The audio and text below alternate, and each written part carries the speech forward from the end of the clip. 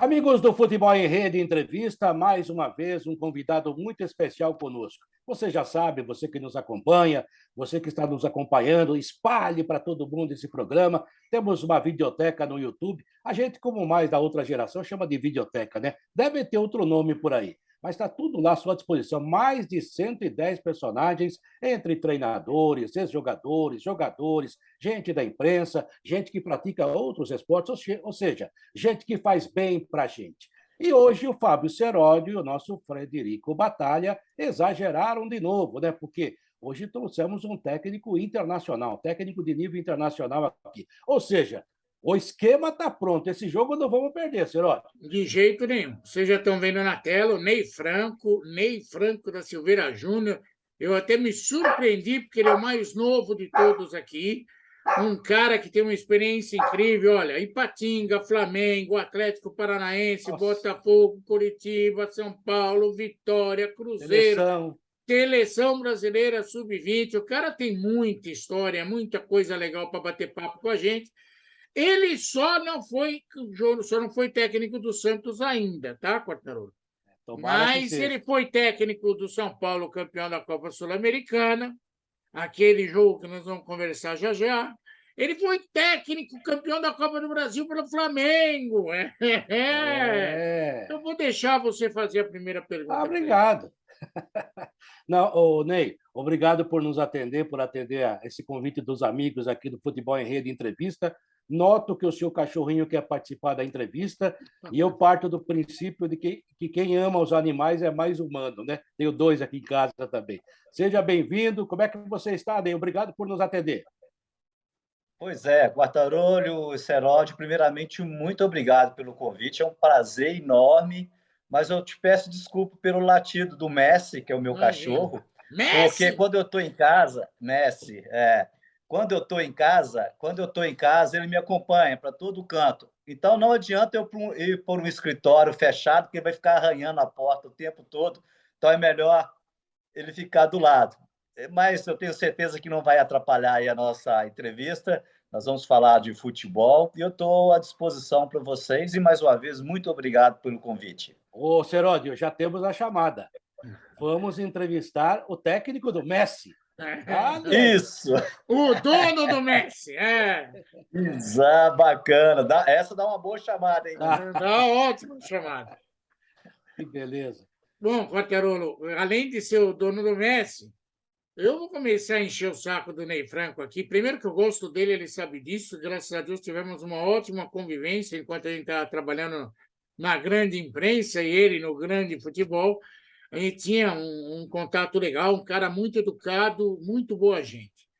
Ney, quando começaram a falar da Copa Sul-Americana com São Paulo, só se falava em você. Não sei se você acompanhou. Ah, mas o Ney Franco foi campeão. É aquele título do meio-jogo que os caras foram embora no meio do intervalo da partida. Ah, mas aí o Rogério Ceni era chato. Agora o Rogério Ceni vai disputar título. Você viveu isso daí com saudosismo? Ou você ficou pensando assim, lá vem os caras me perturbar por conta do Rogério Ceni? Não, eu achei assim, muito interessante, cara, o que, que um título representa na carreira de um treinador, né? Então, em alguns momentos, a gente tem uma conquista e a ficha ela vai caindo aos poucos, né? E é muito legal, depois de 10 anos, né, você ser relembrado como uma das pessoas que participou daquele tipo, no caso da Sul-Americana. E eu também, essa semana, né, fui muito solicitado, principalmente pela imprensa carioca, devido ao título de 2006 pela Copa do Brasil do Flamengo.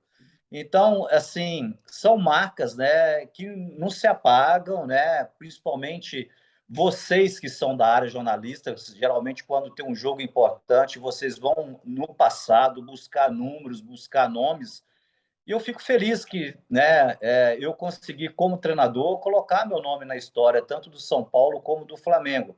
Então eu vejo isso com muita naturalidade, e aí eu, quer queira que não, me sinto, né, importante nesses momentos, né, porque a gente conseguiu fazer um bom trabalho à frente desses dois clubes. e esse trabalho, né, resultou em título, né? Então, eu fico muito feliz de saber que a gente é relembrado num momento muito bom, né? Logicamente, que são dois times que a gente torce muito, né, por ter passado, né? A gente torce muito para que eles possam ter grandes conquistas, né? O Flamengo está num momento muito bom e o São Paulo também, né? Com toda a estrutura, em alguns momentos é inexplicável, né? Esse período que o São Paulo, né, está sem ganhando um título, né? E quando eles me pedem uma comparação da minha época para essa época, é justamente isso. Quando eu cheguei no São Paulo tinha 4 anos que não ganhava um título e 3 anos sem disputar uma Libertadores, né?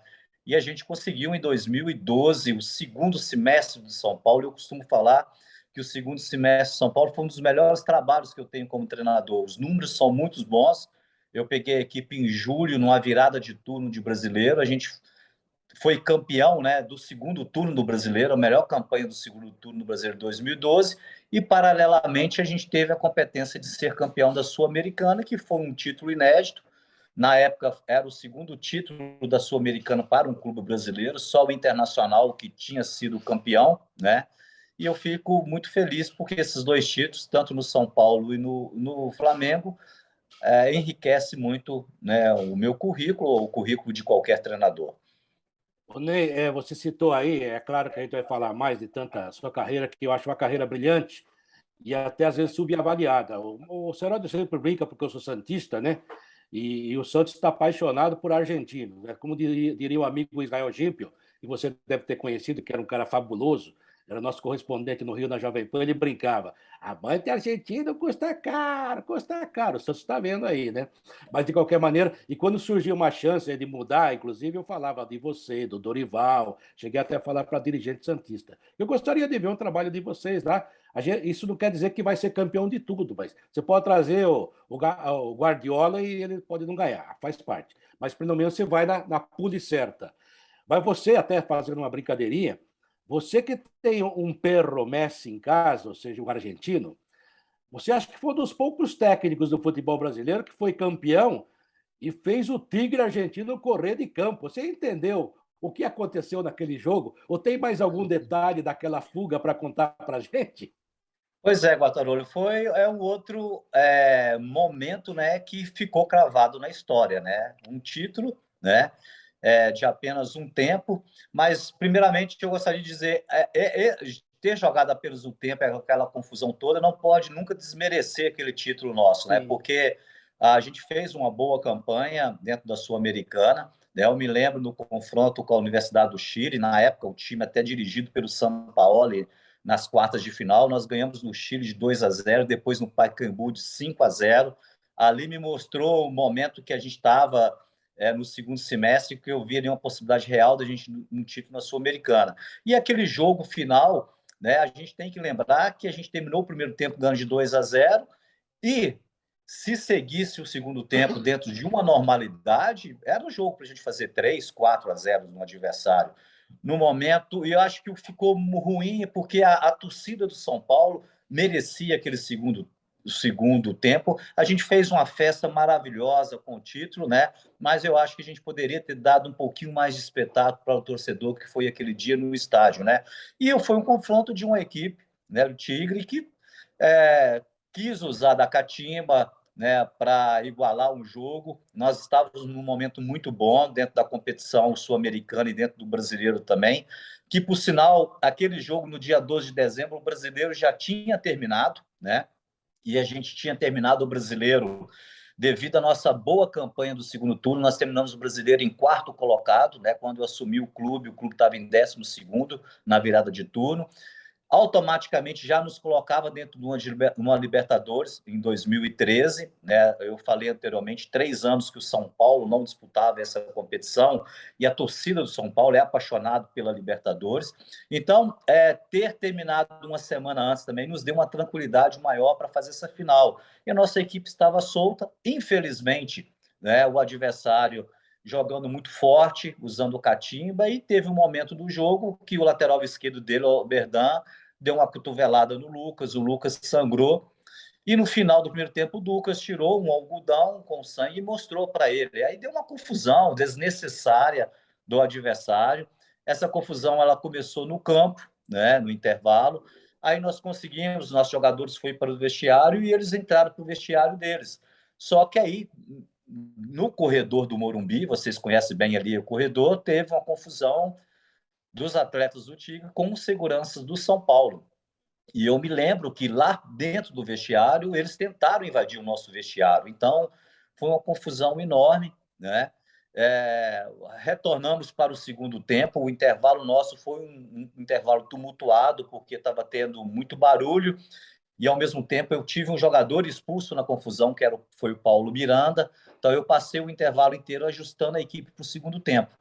E a gente voltou para o segundo tempo e depois de um momento de espera, né, em cima, com a arbitragem, com a nossa torcida, vocês da imprensa cobrindo, o adversário definiu não voltar, né? Mas a gente comemorou muito, né? Porque a gente sabe o grau de dificuldade que foi aquela competição para nós, o peso que a gente carregava nos ombros, né? E aquele elenco por tempos, o São Paulo não ganhava um título. E quando, né, a Conmebol, a diretoria desceu e armou-se ali, né, o palco para a gente receber a premiação, né? A gente tirou esse peso das costas, né? E comemoramos muito com nossa torcida. E o São Paulo foi merecedor desse título. O São Paulo foi merecedor, foi.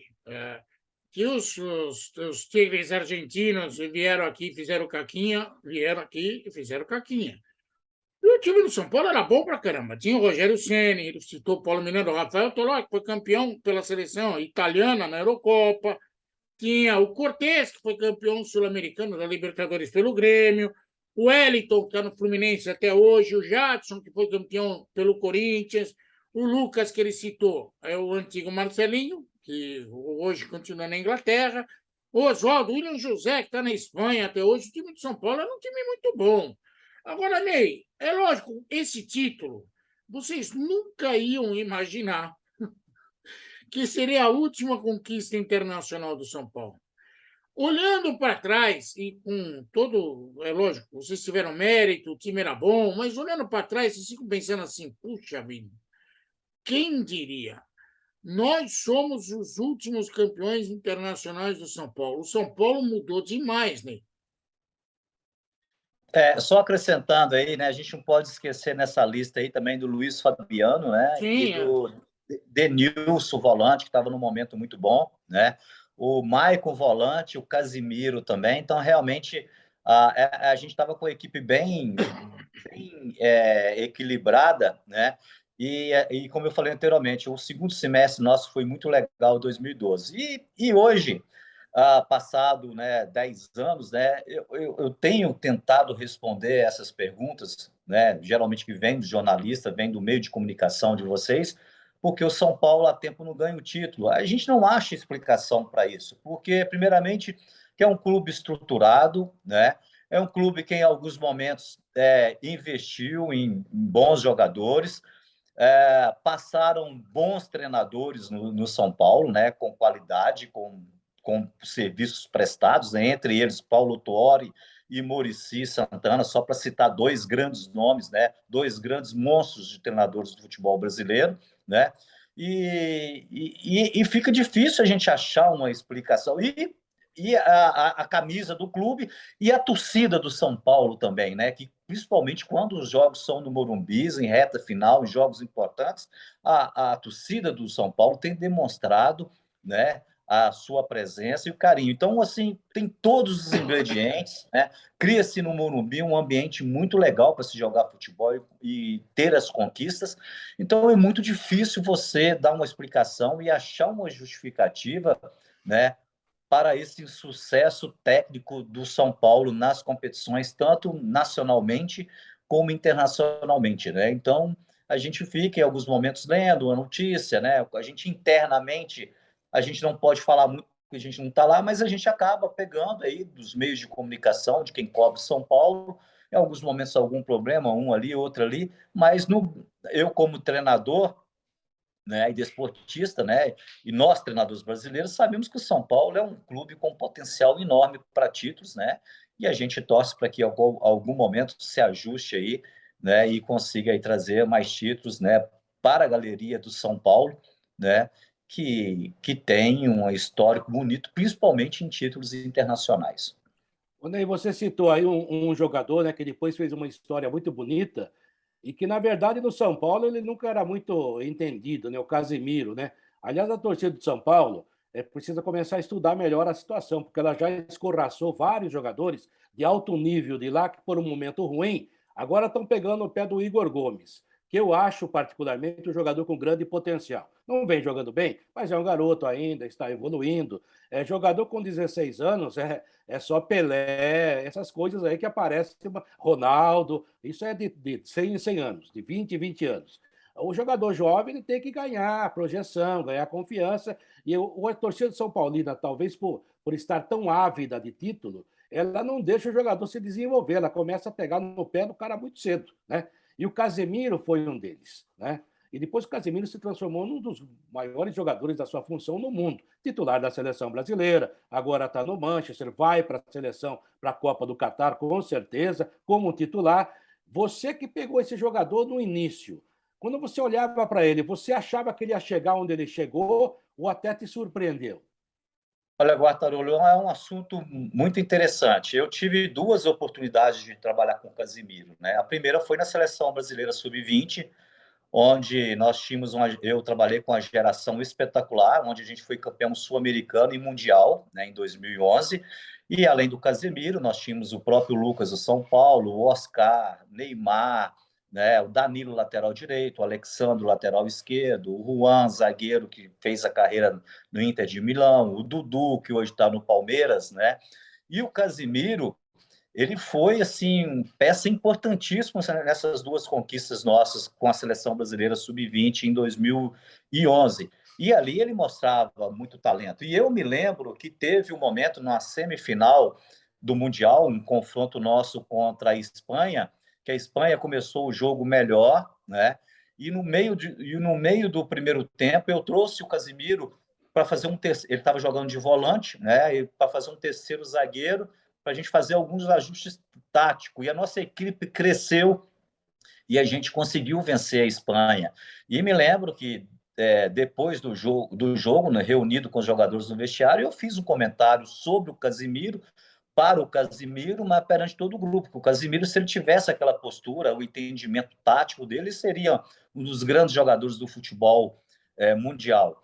E isso aconteceu, né, com o trabalho dele e pelo talento dele. No São Paulo, eu já tive uma outra experiência com o Casimiro. Né? Logo depois da seleção brasileira, eu fui para o São Paulo em 2012 e lá estava o Casimiro, estava o Lucas, né? Eu também trabalhei um pouquinho com o Rodrigo Caio, né? Que hoje está no Flamengo, e o Casimiro se encontrou justamente nesse momento, né, que você falou. Existia uma expectativa enorme, né, no Casimiro, no profissional, mas ainda ele era um atleta novo, de 20, 21 anos, né?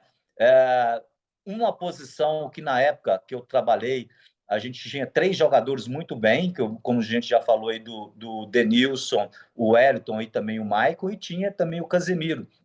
E o Casemiro, em alguns momentos ele entrava bem, jogava bem, em outros momentos já não ia bem.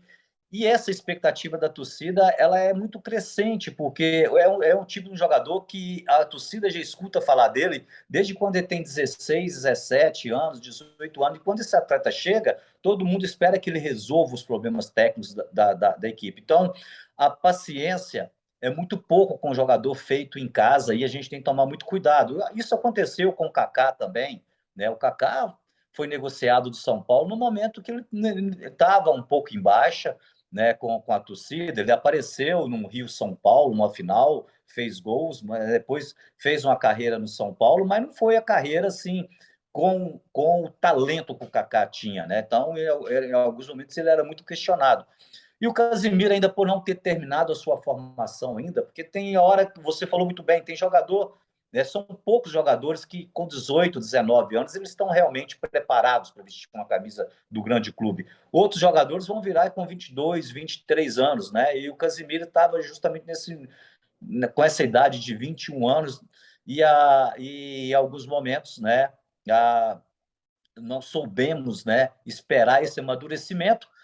A sorte tanto do atleta, né, que por ter jogado nas categorias de base da seleção brasileira, esse jogador ele é acompanhado desde o sub-15. O Casemiro ele tem um histórico nas categorias de base da seleção brasileira, desde 2015, 2016, sub-17, sub-18, até chegar a ser campeão mundial com o Brasil sub-20. E esses atletas da seleção brasileira, essa nata, eles disputam muitos torneios internacionais. Então, os grandes clubes da Europa sempre têm olheiros, né, acompanhando as seleções de base do Brasil. Eu me surpreendi no Sul-Americano de 2011, porque você tinha uma parte da arquibancada ali que tinha basicamente de 150 a 180 olheiros do mundo inteiro acompanhando a nossa competição. São então, 300 olhos.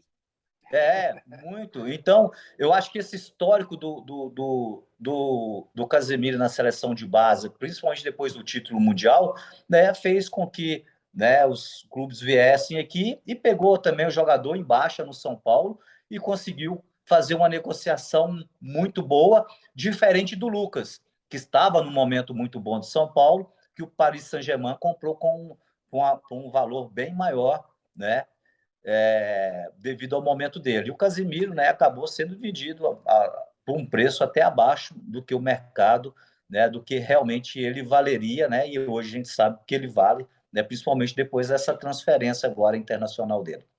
Ney, você é um cara inteligente, sabe muito mais de futebol do que eu, até mesmo do que o Quartarolo. Mas nós brasileiros sofremos de alta ansiedade. O cara começa a jogar uma bolinha e já acham que é o substituto do Pelé. Ah, mas o cara dá uma baixadinha de bola, pronto, é uma porcaria, vamos jogar no lixo. Aqui é assim, aqui nada é tão simples. Mas você que foi campeão da Copa do Brasil em 2006, pelo Flamengo, contra o Vasco da Gama, que é sempre diferente, e eu tenho uma pergunta para fazer para você de cunho técnico, ok? Você está preparado, Ney? Oh, lógico. Eu quero saber se o Bina é melhor do que tu. Rapaz, esta competição para a gente era melhor, cara. Ele resolveu os nossos problemas, o Bina, né, cara? Inclusive, no primeiro jogo da final contra o Vasco, ele estava no banco. Aí a gente teve um jogador lesionado, ele entrou aos 30 minutos do primeiro tempo, né? Quis o destino, corrigiu o erro do treinador. Ele entrou e fez o gol, o primeiro gol nosso. Nós ganhamos o primeiro jogo da final de 2-0, né? Um gol do Obina, outro gol do Luizão, né? Que já deu uma tranquilidade para o segundo. Então, o Obina nos ajudou muito, né? E essa Copa do Brasil, ela nos mostrou alguma coisa. Foi, inclusive, uma competição que eu tive a oportunidade de lançar o Renato Augusto, que hoje está no Corinthians, né? Com 17 anos de idade, numa final de Copa do Brasil. E ele foi muito bem, correspondeu, e depois, né, assim como a gente falou do Casimiro e do Lucas, fez uma carreira espetacular e até hoje está jogando um grande clube do futebol brasileiro. Olha os caras que esse rapaz já lançou da vida, hein? Passou pela mão dele o Lucas, claro que o rapaz veio lá da base, né? Mas tem que ter alguém para colocar no time, coragem, né? O próprio Casemiro, né? Esteve na seleção de base. Os nomes que ele citou, vários deles estão aí. O Alex o Alexandre vai para a Copa, o próprio Casimiro, vários jogadores que estavam com ele, o Danilo, lateral direito, né? O Lucas é um jogador que podia ter ido em alguma Copa, inclusive, em seleção brasileira. E nessa competição que você falou aí, eu me lembro, não sei se é heresia de minha parte, eu não vou discutir a qualidade do Neymar, que eu acho que o Neymar é a maior revelação do futebol brasileiro, em termos de qualidade, dos últimos 20 anos. Acho que depois do Ronaldinho Gaúcho, né? Em termos de espetáculo, de qualidade técnica e habilidade. Mas desse sul-americano que você falou aí, o principal jogador foi o Lucas jogando pelo meio. Parece que ele, naquela ocasião, na minha visão, a gente transmitiu muito daqueles jogos, o Lucas jogou mais que o Neymar. Para o time e também, para mim, foi o melhor jogador da seleção, Ney. Aquele sul-americano teve momentos de alguns jogadores, né? Você falou do Lucas, né? Eu tinha três meias na equipe, né? Eu tinha o Oscar, o Lucas e o Neymar, né? Como um atacante central. Como o Brasil, a maioria dos clubes brasileiros estão jogando hoje, um atacante de referência nossa, a gente tinha o Henrique Almeida e outros jogos o William José. Aí eu tinha aberto pelo lado direito o Lucas, lado esquerdo o Neymar e centralizado o Oscar, né? Isso no Sul-Americano, porque no Mundial aí veio o Felipe Coutinho, né? E tinha dois volantes por trás, que era o Fernando, um baita do volante, que é do Grêmio, que depois fez a carreira toda lá fora, e o Casimiro, né? Mas no Sul-Americano alternou muito, né? E o Lucas ficou marcado no jogo final contra o Uruguai, que a gente ganhou de 6-0 do Uruguai no Que último jogo. delícia! E foram 3 gols do Lucas. O Lucas estava iluminado, né? 3 gols do Lucas, um gol do Danilo, outro gol do Neymar e um do Casimiro, né? Então o Lucas, né, ficou muito marcado esse jogo final, né?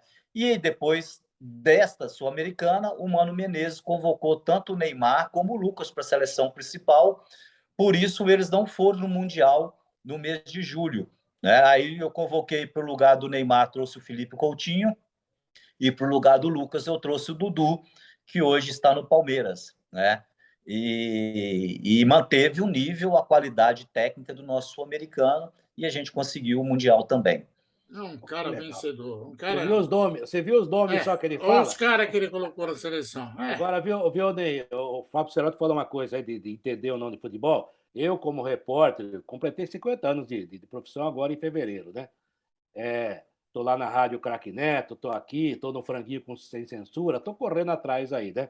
A gente trabalhou muito tempo na Jovem Pan para Fábio Cerotti, mas eu sempre pensei da seguinte forma: a gente conhece algum futebol, conhece alguma coisa, de ver, de aprender, de fazer curso, mas não conhece mais do que os treinadores. E hoje em dia eu vejo muito repórter que vai entrevistar o técnico e quer explicar o jogo para o técnico. É melhor ele perguntar para saber, né, Cerotti? Tem coisas inexplicáveis do nosso lado também. Também. Agora, Ney, você falou, foi campeão da Copa do Brasil contra o Vasco, você citou o Renato Augusto. Tinha o Renato também, que foi do Corinthians, que você tinha no time. Mas você não foi só campeão carioca da Copa do Brasil pelo Flamengo, você foi campeão carioca também. E aí foi contra o Botafogo. A questão é o seguinte: nesse time campeão carioca pelo Flamengo, você foi técnico do Bruno, goleiro. Isso. Eu queria que você falasse um pouquinho a respeito, porque, infelizmente, às vezes a gente cruza com pessoas na nossa vida e não sabe o que o destino reserva para essas pessoas. Você ficou certamente chocado, triste por tudo que aconteceu com a vida do Bruno, como todos nós ficamos. Eu queria que você falasse um pouquinho a respeito do Bruno e daquilo que você viveu com ele no Flamengo. Pois é, cara, essa é uma história, né, muito triste do futebol, né? Principalmente o Bruno. O Bruno é um atleta que eu conheço desde criança. Eu trabalhei 10 anos nas categorias de base do Cruzeiro, né? E o Bruno, enfrentei o Bruno algumas vezes na base, ele jogando na base do Atlético Mineiro, né? Primeiro ele teve na Tombense, e da Tombense ele veio para a base do Atlético Mineiro, né? E também, né, eu fui o treinador que pedi a contratação do Bruno. O Bruno, na época, estava no Corinthians, né?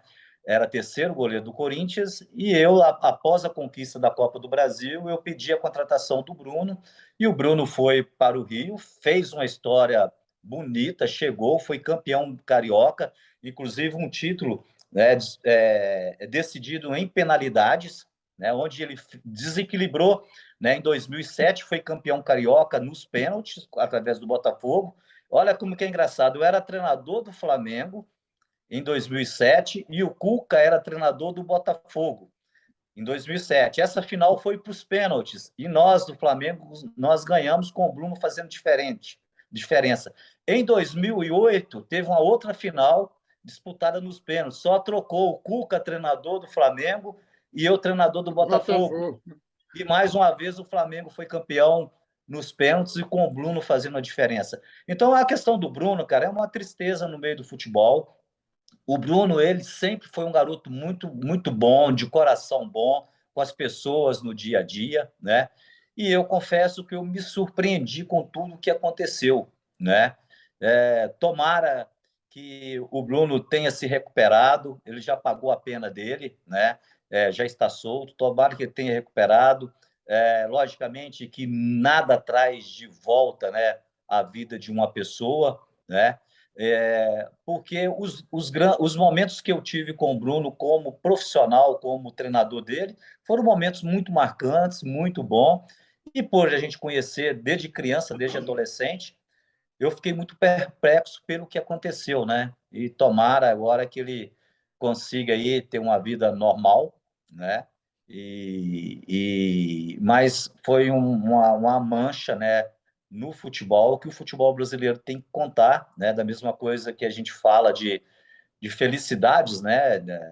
Uma coisa que fica gravado, né? Pro resto da vida mas a experiência que a gente teve foi muito negativa. A gente não pode tirar a qualidade do goleiro, Bruno, né? Era um extraordinário goleiro até em nível de seleção, e jogou a carreira fora por esses motivos já expostos, já conhecidos. É a história de O.J. Simpson, né? Eu estava no meio da Copa de 94 e nos Estados Unidos se falava de duas coisas, da Copa e da perseguição a O.J. Simpson. E as pessoas queriam tirar todos os troféus do Simpson porque ele era acusado de matar a mulher, a amante da mulher, o amante da mulher, ou coisa que eu valha. No fim, foi absolvido, mas até hoje paira uma grande dúvida.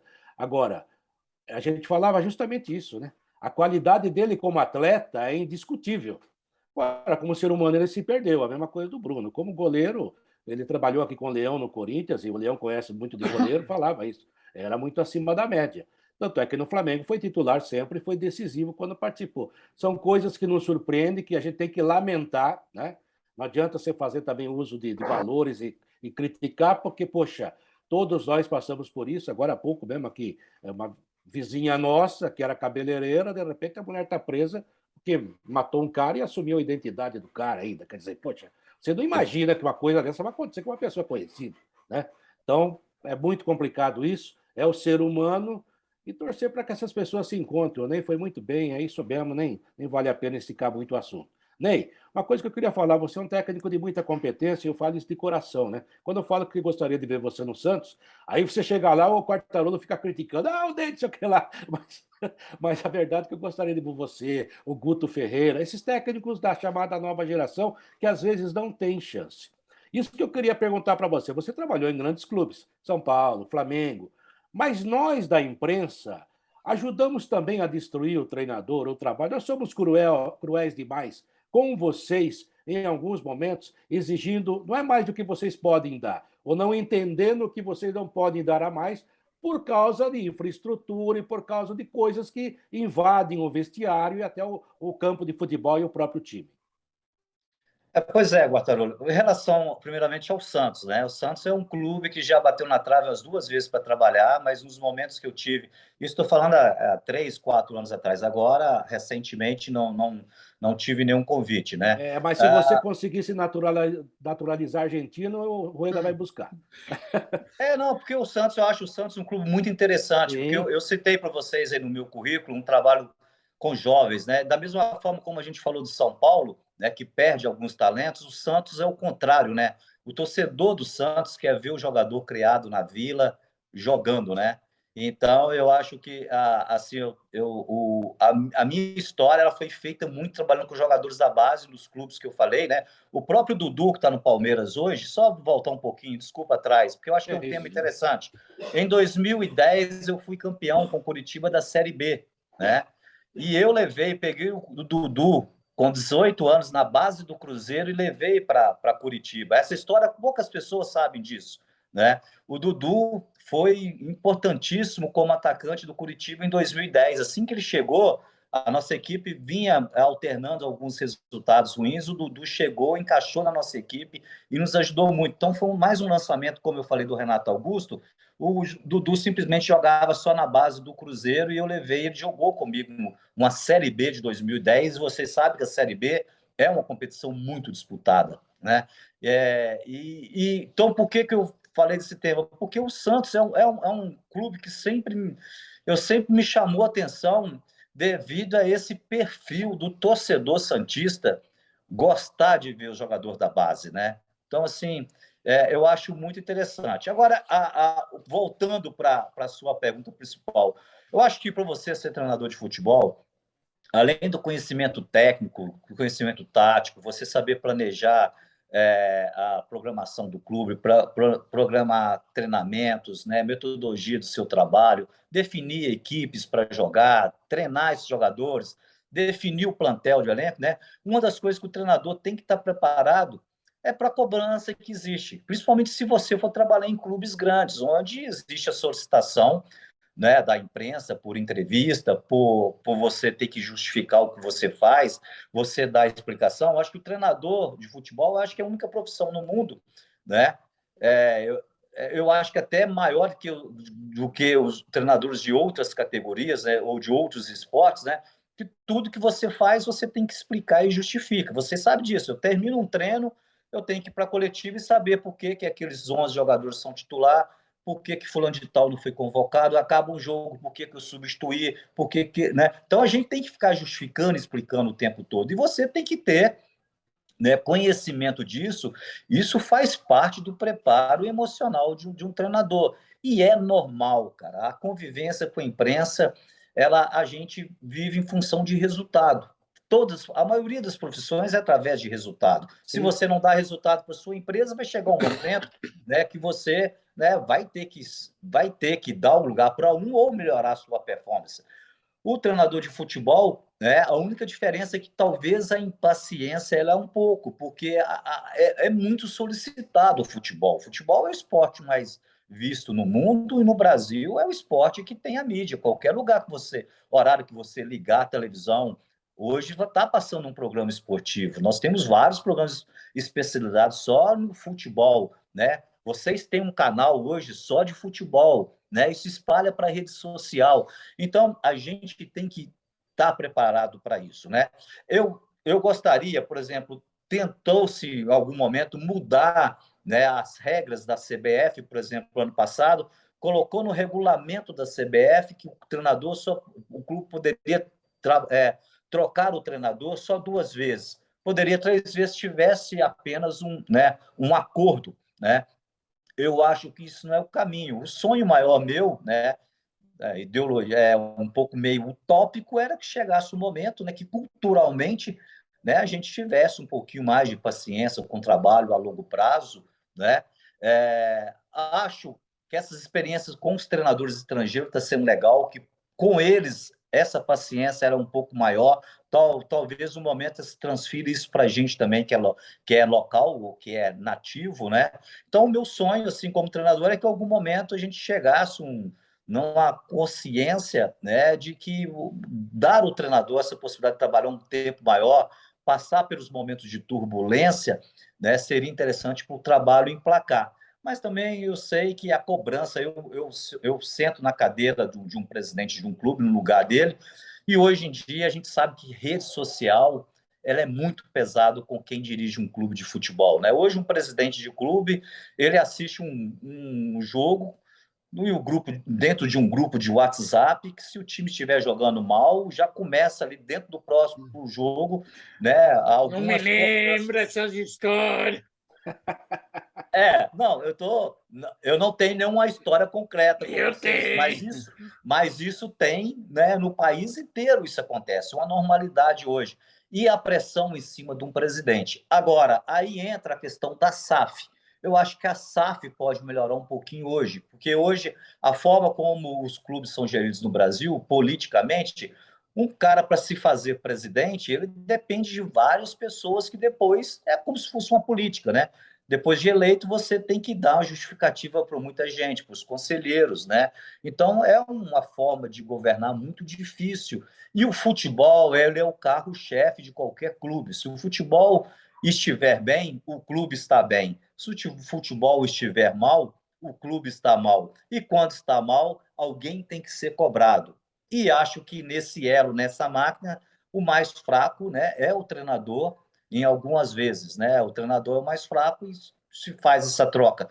Eu acho que em alguns momentos tem que trocar mesmo, né? E em alguns momentos a gente já viu muita injustiça, que o insucesso do clube, ele não era só do treinador, poderia ser problema de estrutura do clube, do elenco que foi mal montado, da falta de estrutura para treinamento, né? Das competições que foram mal planejadas, mas isso em alguns momentos não é avaliado e acaba caindo só no colo do treinador essa responsabilidade. Só para não criar filosofia, no lado da imprensa, Ney, tem o cara que acha que sabe tudo, O cara que não sabe nada, mas acha que sabe tudo. Esse é o pior. E o cara que é o rei da imaginação. Ele consegue imaginar coisas que você jamais vai conseguir entender. E é lógico, do lado dos treinadores, vai ter aquele que faz tudo, o outro que não faz nada e o outro que faz milagre. Por falar em fazer milagre, o que você fez no Ipatinga foi um grande milagre. Não foi, né? Ah, sem dúvida. O trabalho do Ipatinga, assim, eu tive alguns trabalhos bons, né? Eu, como qualquer treinador brasileiro, né? Se você for ver o currículo de qualquer treinador brasileiro, todos nós fizemos bons trabalhos e todos nós tivemos alguns insucesso em algum momento, né? Por exemplo, eu venho de 2 trabalhos de insucesso, com o Cruzeiro e no CSA, mas eu venho de grandes trabalhos com muito sucesso. A gente já falou de seleção brasileira, eu fiquei 1 ano à frente do São Paulo, meus números à frente do São Paulo é bom. Eu fiquei 1 ano e 4 meses à frente do Flamengo, no momento que o Flamengo trocava de treinador de 3 em 3 meses. Já Verdade. falei da conquista do Campeonato Brasileiro com o Coritiba em 2010, um ano muito difícil do Coritiba, porque vocês vão se lembrar, em 2009 o Coritiba caiu e teve aquela confusão no Couto Pereira, que a torcida invadiu no jogo contra o Fluminense.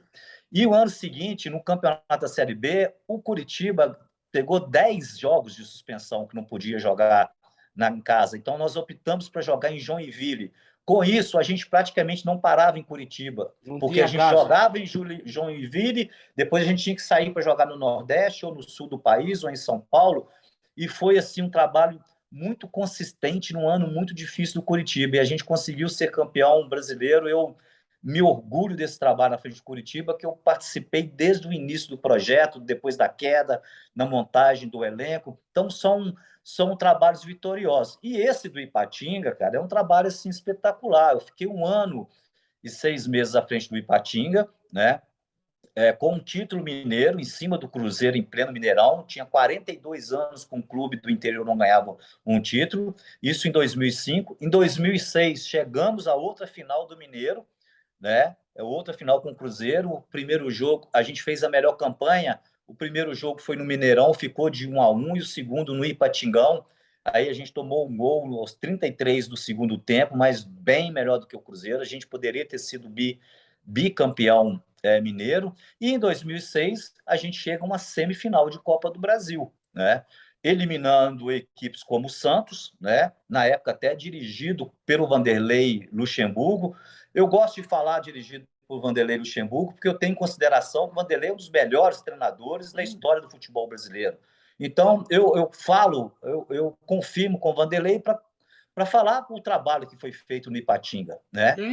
Eliminamos o Botafogo em pleno no Maracanã, 3-0. Depois eliminamos o Náutico nos aflitos. Lembrando que o Ipatinga era uma equipe de Série C do brasileiro, que ninguém conhecia, né? E a gente chega a uma semifinal com o Flamengo. Primeiro jogo no Ipatingão, 1-1, jogo duro. Segundo jogo, semifinal no Maracanã. O Ipatinga começa ganhando de 1-0.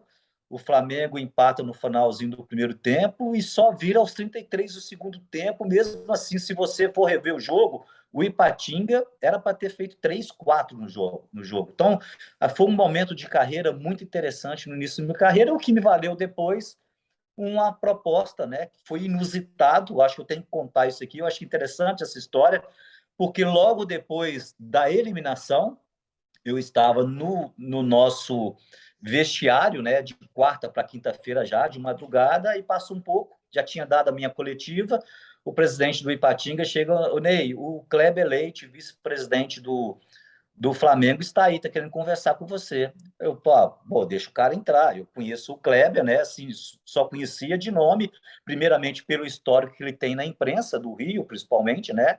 Em Rádio Globo e nas rádios do Rio, e depois, por já ter sido presidente, era o vice-presidente de futebol do Flamengo.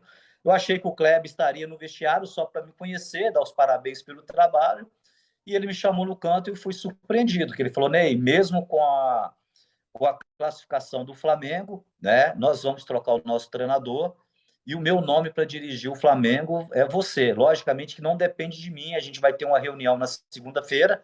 Isso era uma quinta-feira. Eles jogariam no final de semana pelo Brasileiro, enfrentando o Cruzeiro pelo Brasileiro. Ele falou que na segunda-feira trocaria o treinador e que o nome era eu. mas que dependia de outras pessoas da diretiva. E o certo é que na segunda-feira o Kleber me ligou para a minha comissão técnica, a gente já representou no Flamengo e eu fiz uma carreira de 1 ano e 4 meses à frente do Flamengo. Então, são trabalhos importantes e esse trabalho do Ipatinga, né, me deu aí o passaporte, né, um cartão de visita, né, o Ipatinga ficou conhecido nacionalmente e eu, que era conhecido, né, nacionalmente por trabalhos em base, né, na base do Cruzeiro, 10 anos e 3 na base do Atlético Mineiro, né, era conhecido apenas no mercado de base, tive essa grande oportunidade, né, e eu digo que o Kleber Leite foi um louco, né, porque tirar um treinador de Série C simplesmente para levar para um clube de maior torcida do futebol brasileiro, né? Isso mostra como que foi interessante aí todos esses números que eu falei para vocês aí do Ipatinga, né? Além dos jogadores serem valorizados, né? Eu como treinador fui muito valorizado também e acho que até por isso hoje aqui, né? Estou tendo essa condição de dar uma entrevista, né? Num canal tão importante como o canal de vocês. Também não exagera, vai. Não, mas é verdade, é Eu realidade, é sei. isso Não, aí, é cara, é legal, é verdade, legal. né? Exatamente, a sua carreira é muito bonita, né? E essa história é maravilhosa, né? E tinha também o Walter Minhoca, que eu não posso esquecer desse jogador, né? Que pelo nome todo mundo às vezes gozava. Aí quando via jogar, falava, não, peraí. Depois ele jogou, acho que no Flamengo também. Jogou no Flamengo também. O Ney, uma É, coisa que eu vou te perguntar. Pode falar, você ia falar? não, o Walter foi um jogador formado na base do Cruzeiro. Só ressaltar esse projeto do Ipatinga, ele foi vencedor porque foi um projeto de parceria com o Cruzeiro, né? Cruzeiro. Quando eu fui para o Ipatinga, eu fui como profissional do Cruzeiro e levei comigo 16 jogadores da base, incluindo o Walter, né? O Walter Minhoca, que realmente desequilibrou nessa Copa do Brasil. Era bom jogador, muito bom jogador. O Ney, só uma pergunta final de minha parte. A Copa do Mundo vai acontecer dentro de semanas, né? Tá chegando. Hoje, nesse ano, um calendário diferente por causa do clima no Catar. A gente, quando conversa com alguns amigos da imprensa de fora do país, eles dizem que veem o Brasil como o grande favorito. O brasileiro, como sempre, ou acredita demais ou não acredita nunca, né? Ah, não vai dar. Aí, que é isso? Você, como treinador, o que está esperando da seleção brasileira na Copa do Catar? Quartarolo, essa Copa do Mundo, cara, tá tendo uma característica assim. Primeiramente, que ela tá fora do mês que nós estamos acostumados, em novembro, né? E parece que ela começa a se esquentar agora, né? Que a gente começa realmente ver os canais aí, os meios de comunicação, começar a falar mais intensamente sobre a competição. E eu aqui internamente eu tenho 2 filhos. Eu tenho o Felipe de 17 anos e tenho a Eduarda de 12 anos. É a Eduarda colecionando as figurinhas aí da Copa, né? Então, hoje eu até aproveito para estudar com ela aqui, vendo o nome dos grandes craques da seleção. E o que me chama atenção é que não tem nessa Copa do Mundo nenhuma seleção que você vira e crava. Essa é a seleção, né? Então, eu acho que vai ser uma competição muito equilibrada. O Brasil, como sempre, entra entre os favoritos, né? Mas eu acho que não tem aquele favoritaço, não, né? Eu acho que vai ser uma Copa muito bem disputada, né? Muito equilibrada e talvez até uma Copa que possa aparecer, né, alguma surpresa, né? Então eu acho que o Brasil, nós já citamos aí vários nomes, né? Inclusive jogadores, né, que têm experiência na base do Brasil e que já tiveram experiência aí na Copa do Mundo, entre eles o Neymar, que é a grande referência nossa hoje, né? O próprio Casimiro, que já disputou a Copa do Mundo, o Thiago é zagueiro, né? Mas um detalhe que eu acredito muito, que eu estou confiando muito no Brasil nessa Copa, né? Além dos jogadores, né? Eu acho que o trabalho do Tite, eu acho que essa experiência que o Tite teve na última Copa, embora não tenha sido campeão, né? E a felicidade da CBF de bancar e o Tite também continuar por 4 anos nesse projeto, eu acho que pode fazer uma diferença a favor do Brasil nessa competição, porque a gente está falando de um treinador agora mais experimentado, com os bons números da seleção brasileira, né? Então eu torço muito para que o Brasil, né, consiga o título. Primeiro, sou brasileiro, sou desportivo, mas também para a gente ver um ciclo completo de um grande treinador do futebol brasileiro, né? E é muito bom a gente ver esses treinadores brasileiros campeão, como já foi o Filipão, né, campeão, né, há tempo atrás, como já foi o Parreira com a dupla com o Zagallo, né? Então, eu estou torcendo muito para o Brasil, né, e espero que a gente possa ter uma boa participação. E hoje a informação, né, Alcerotti? Kanté está fora da Copa. A França perde um grande jogador por causa de contusão, né? Então, isso vai fazer falta, que ele é um jogador de suma importância para o Deschamps. Eu vou encerrar também, primeiro agradecendo o Ney, porque é uma figura incrível, até por tudo que nós conversamos aqui, vocês perceberam quem é o Ney Franco. Nível alto, né? Os milagres que esse cara fez e a competência que ele tem.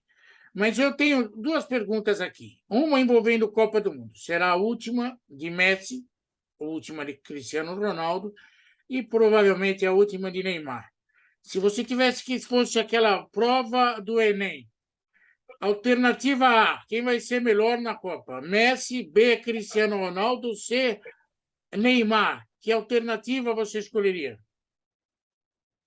Olha, eu descartaria o Cristiano Ronaldo, não pela também. qualidade técnica dele, né? Mas eu acho que o momento, né? Eu acho que o momento do Neymar e do Messi, eles estão no momento melhor. E acho que o Neymar chega muito bem nessa Copa, melhor preparado fisicamente, né? Eu acho que esse detalhe da Copa do Mundo ser em novembro, eu acho que os jogadores que estão em clubes europeus chegam melhor fisicamente, porque eles, né, já fizeram a pré-temporada, já estão fazendo jogos dos seus campeonatos nos seus países, também jogos pela Champions League.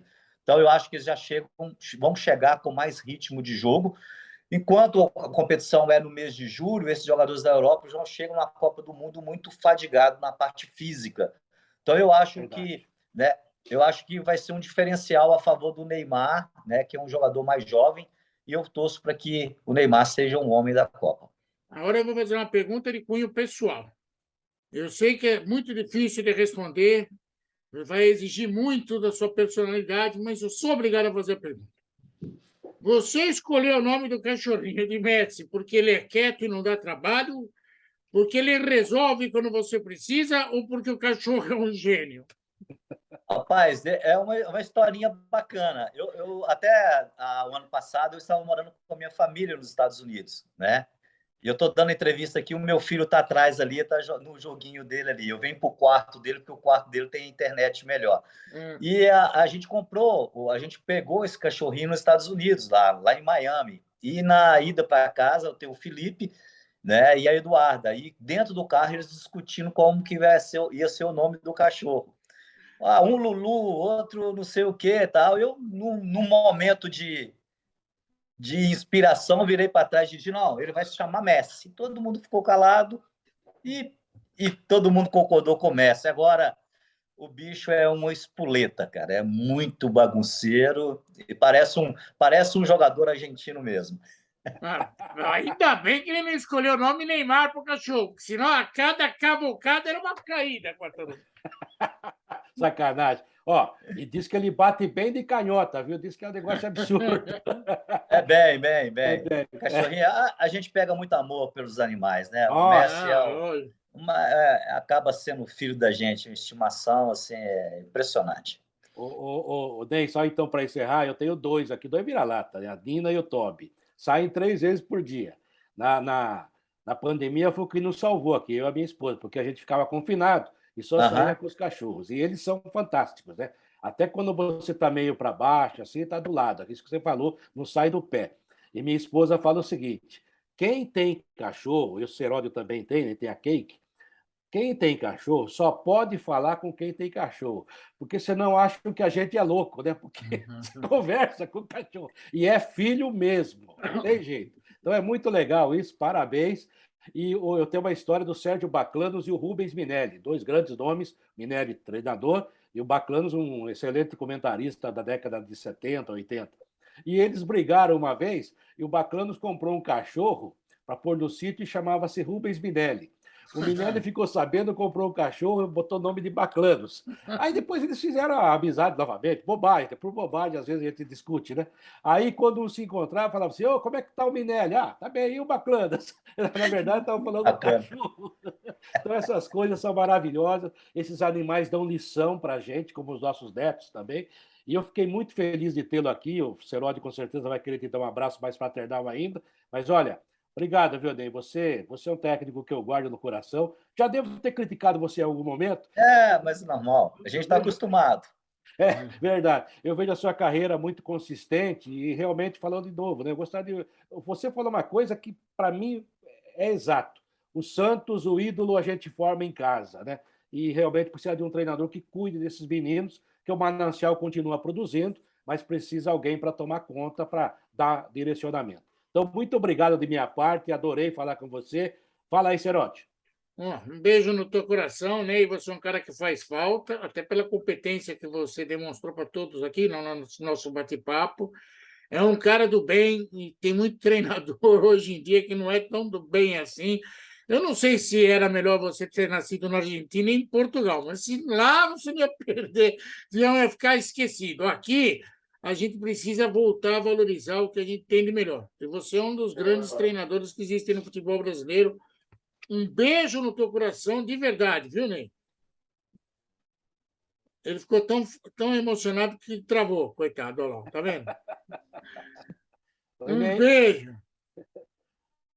Aí está, portanto, se ele voltar, ele fala com a gente aí. Ney Franco, que bela entrevista, hein, Serodi? Que bela entrevista. Até caiu, mas caiu no finalzinho, deu para realmente sentir o que o Ney falou com a gente aqui no Futebol em Rede Entrevista. Obrigado ao Ney Franco, talvez ele volte ainda aí. Opa, Ney, voltou. Alô, desculpa aí. Que é isso, que é isso. Eu estava falando que você era demais e você travou. Pois é. Obrigadão, cara. Não Obrigado, pode elogiar o cara, tá vendo? Pois é, rapaz. Na hora do elogio, o treinador cai de qualquer maneira. Até elogiado. Claro que vai ser elogiado, cara. Ney, um beijo no teu coração. Obrigado mesmo, de coração, viu? Fica com Deus. Dá um abraço, dá um beijo no Messi aí, tá? Obrigado. Cuida do Messi! Obrigado, Geraldo. Quartarolo, foi um prazer. Foi um prazer falar com vocês, tá? Prazer foi nosso. Aí beijo. está Ney Franco, técnico de futebol, vencedor, grande treinador da história do futebol brasileiro, falando conosco, o pai do Messi. Que é isso? Aqui no Futebol em Rede Entrevista. Até a próxima, gente. Valeu.